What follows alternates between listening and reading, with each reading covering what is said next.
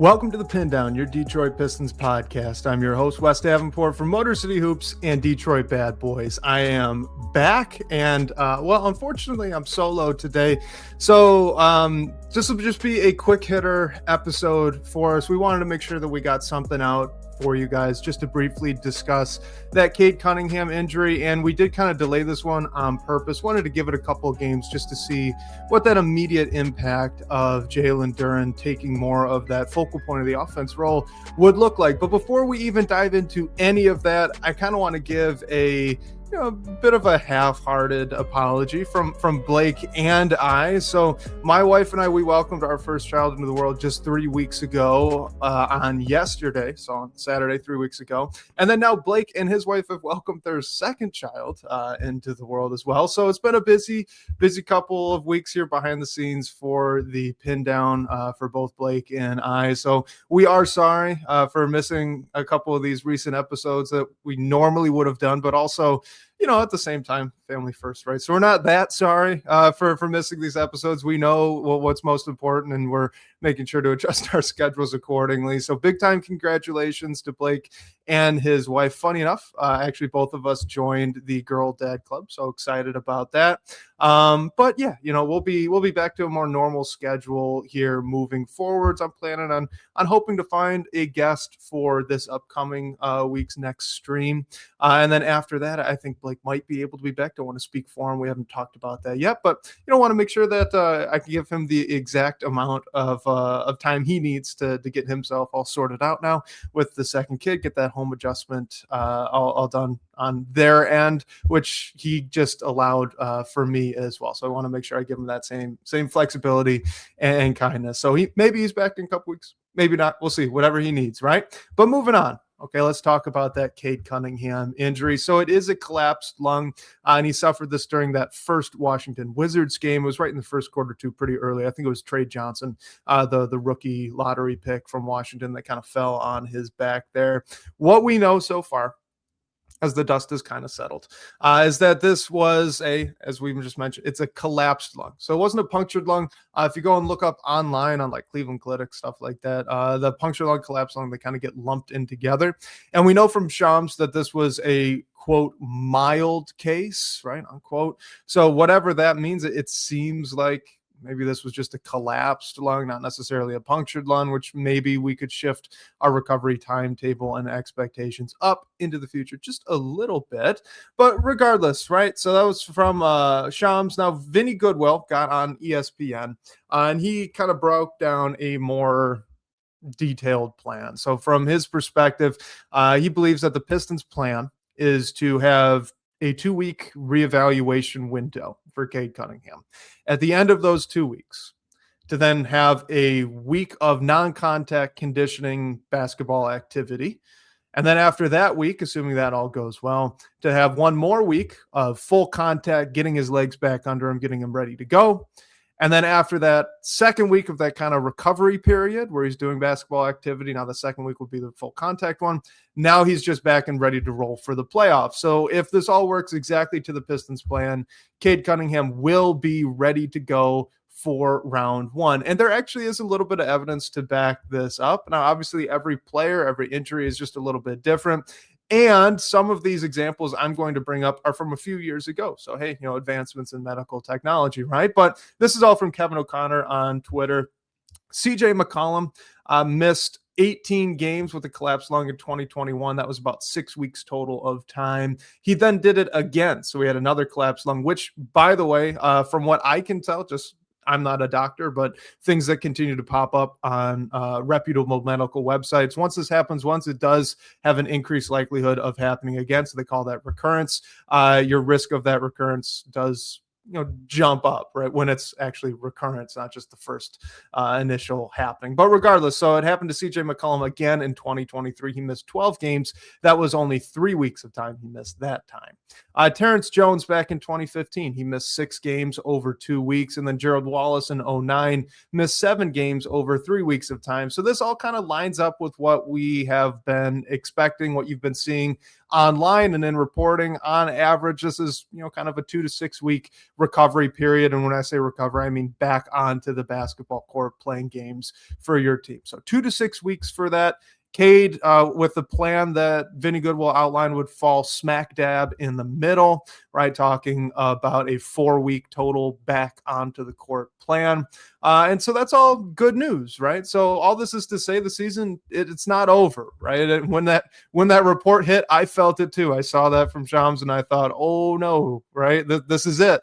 All this year, all the great moments we've had from Pistons basketball this season, having them at the time just under 50 wins and looking at the first seed, it all felt like, the walls were crumbling down around us. And I was feeling that as well. But it seems like, as the dust has settled here, that we can probably expect Cade Cunningham back for the playoffs.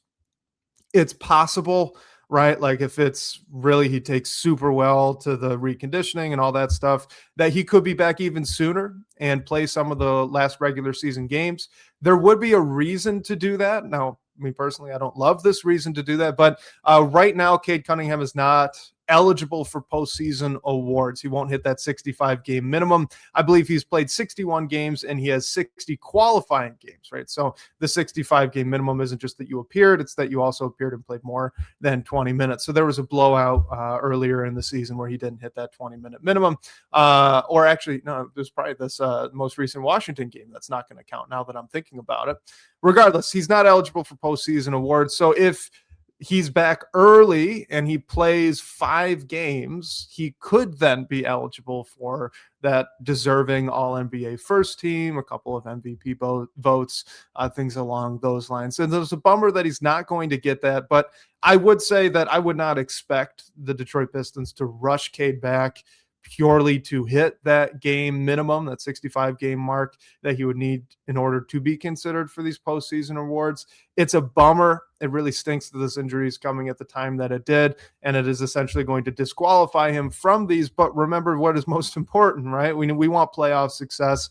The team wants playoff success. It's more important that Cade gets his legs under him and gets feeling 100%, feeling like himself by the time that round 1 comes around. And I say that in particular because this hasn't been an issue for some time, but if we go back to Cade's early career, so I'm thinking his first season, his rookie year, and then his second full season, right? So technically his third year in the league. There was a narrative. When he missed a prolonged period of time, he really struggled to get his legs back under him. I don't know if you guys can remember this, but it popped up a couple times. So with his rookie year, he missed the first 5 games or so and part of training camp with a lower body injury. He came back and he didn't really look like the Cade Cunningham you saw at Oklahoma State until a couple weeks later. And this popped up again and again and again early on in his career.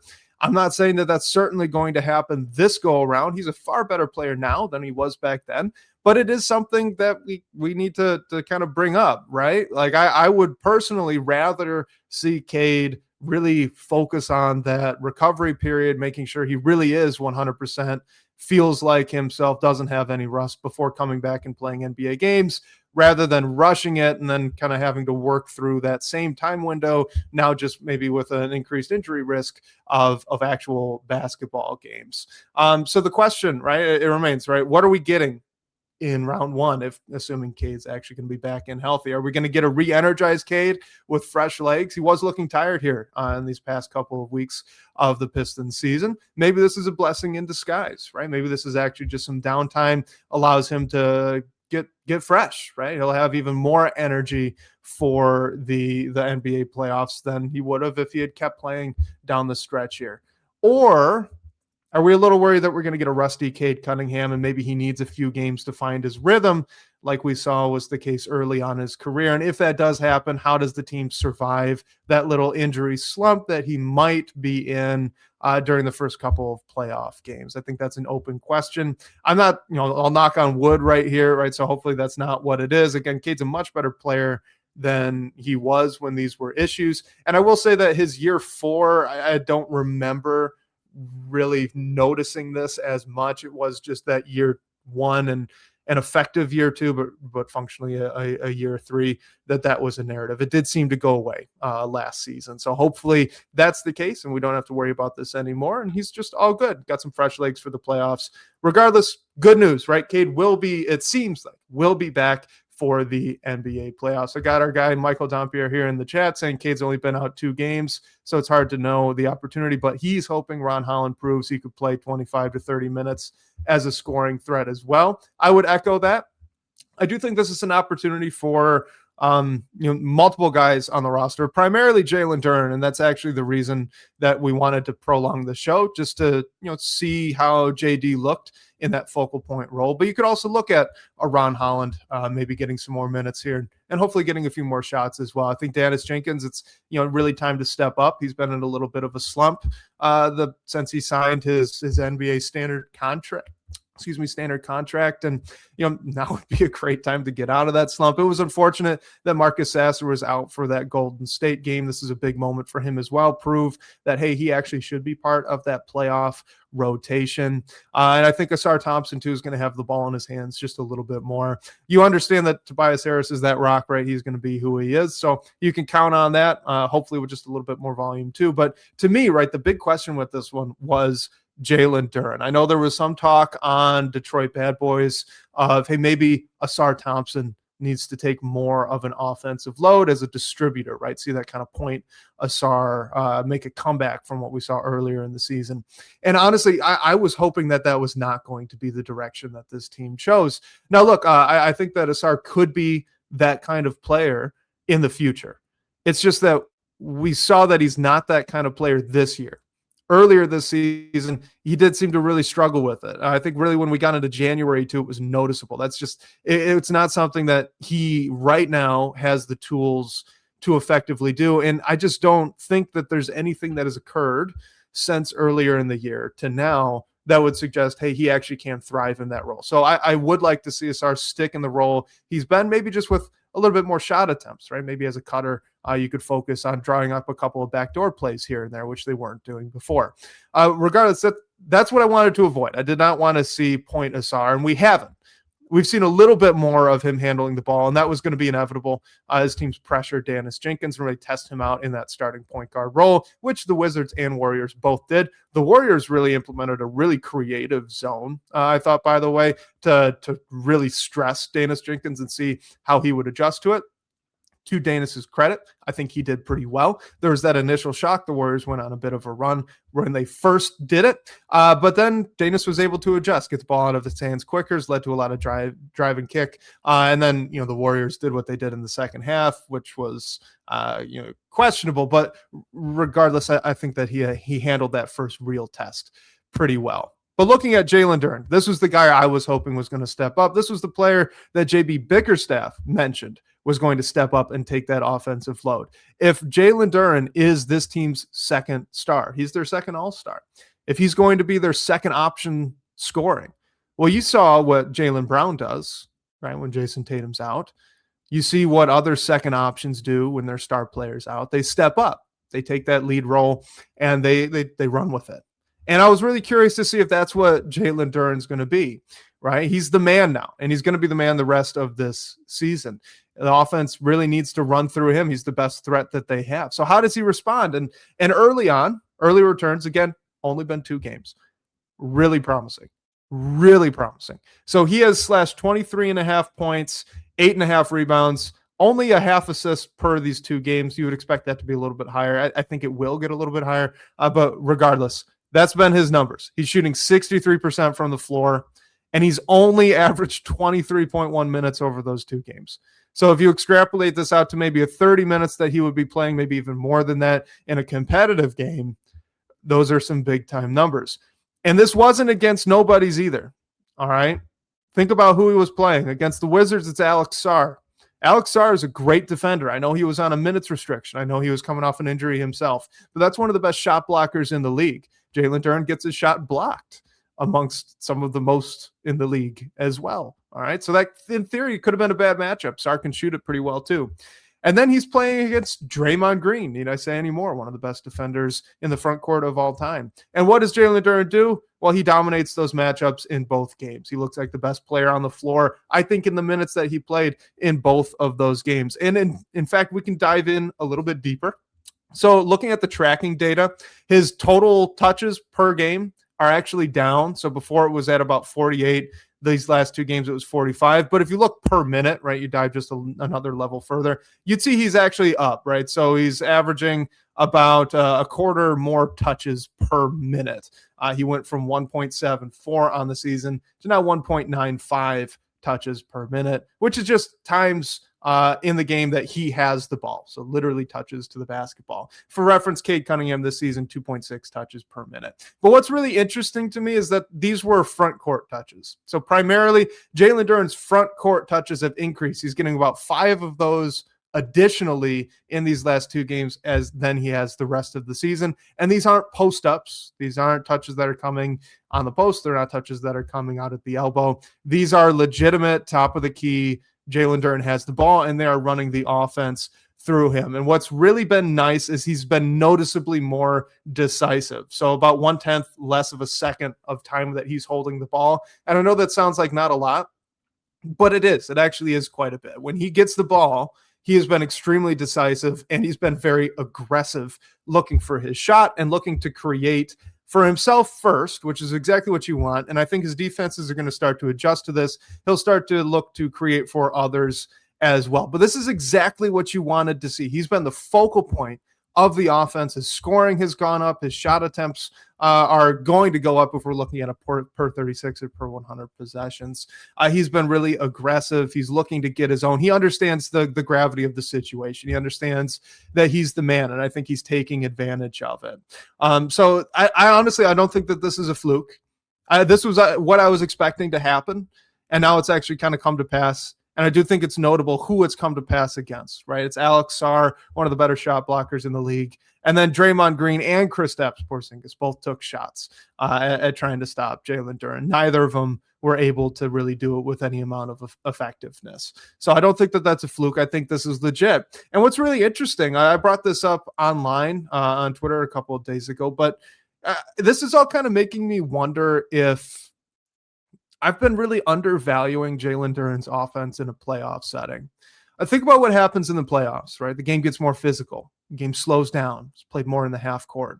And Jalen Duren is a player that, that descriptor that really seems to suit his game well. He's a pick and roll big. He's a big that's really quick in a phone booth. He can make space and gain an advantage against other centers from just the top of the key in a couple of dribbles. So those mid-range ISOs that he can do. He can every now and then hit a mid-range shot too. I think he's rushed the couple that he's taken, so maybe he needs to slow down with that. But regardless, his skill set really seems suited to that. And if we're watching a bit of a preview right now of what the offense could look like in a stretch in the playoffs where the other team's taking Cade away and the Pistons need to counter with somebody, right? They need somebody to take advantage of this. And so they're going to run the offense through Jalen Duren. If this is what it looks like when Jalen Duren is aggressive and the focal point of what the Pistons are trying to do, 23.5 points per game in only 23 minutes on 63% from the floor. That's plenty good enough, right?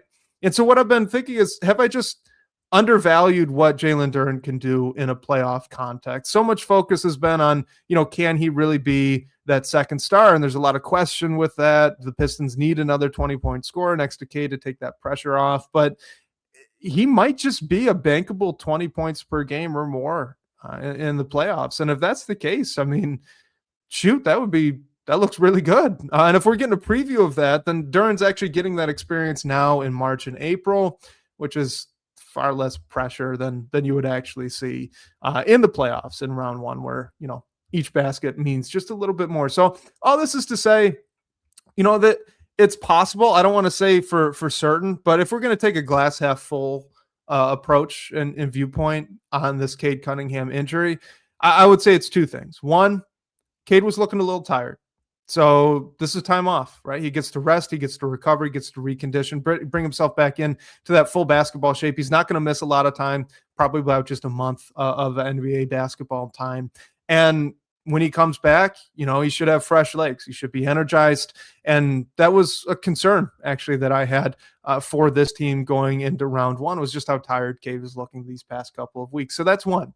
And if that comes to pass, then that's wonderful. The second is that we're getting a preview here, right? We're actually getting to see what the offense looks like as it is run through Jalen Duren, which it will presumably be for stretches during the playoffs. And guess what? Against really good defenders, 2 really good defenders so far in 2 games, it looks really good. It looks like he can really handle that scoring load. We'll see how defenses adjust and how he adjusts to those defenses down the stretch here. But early returns are really strong. So maybe this is a proof of concept entering into the playoffs and a bit of a confidence boost, experience gainer for Jalen Duren that we just simply were not going to have unless Cade was going to be out for some period of time. You would have wished that was just rest games, right? And that it wouldn't have been an injury. But given that it is an injury, we're getting to see it now. We're going to get to see it for about a month of basketball time. And that's actually really pretty good, right? Really pretty good to get this proof of concept before the playoffs actually come around. So with that, I think we'll wrap this up. Again, our plan here this upcoming week to do a regular long form show, get you guys' questions in, all that good stuff. Again, check the voicemails. Make sure you guys are actually doing that. I'm really looking forward to get back into that. I'm hoping to have a guest. So it'll probably be me and someone else, not with our guy, Blake. We're going to still give him time to make sure his family's all set and adjusted back at home, just like he did for me. And shout out to him for being flexible with me for that. Make sure that you guys do like and subscribe. It does really help us grow the show. So like and subscribe on podcast platforms, on YouTube, all that good stuff. It does really help us out. Be sure that you go ahead and call that number, leave a voicemail for us. We'll play that out on the show. That number that you can call to leave that voicemail question or just speak your mind to an extent. Don't just ramble on for 5 minutes, but if you keep it under a minute, we'll play it anyway and talk about what your thoughts were. So it doesn't have to be a question, but regardless, that number 313-355-2717. Of course, a special thank you to Sean Corp, the managing editor of Detroit Bad Boys, for supporting the show. Special shout out and congratulations to Blake Silverman and his wife on their second child. Super exciting for them. And a shout out to you guys, as always, for asking great questions, having great talking points. Shout out to Michael here in our live chat for popping in, even though I scheduled this live stream about 5 minutes before I actually hit go live. So shout out to him for being eagle-eyed and picking up on that.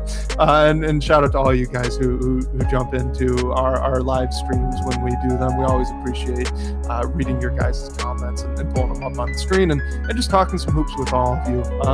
And of course, shout out to the listeners on podcast platforms as well. We love you guys too. We'll catch you next week, whether that's on your commute or live with us on YouTube. We can't wait to talk more Detroit basketball with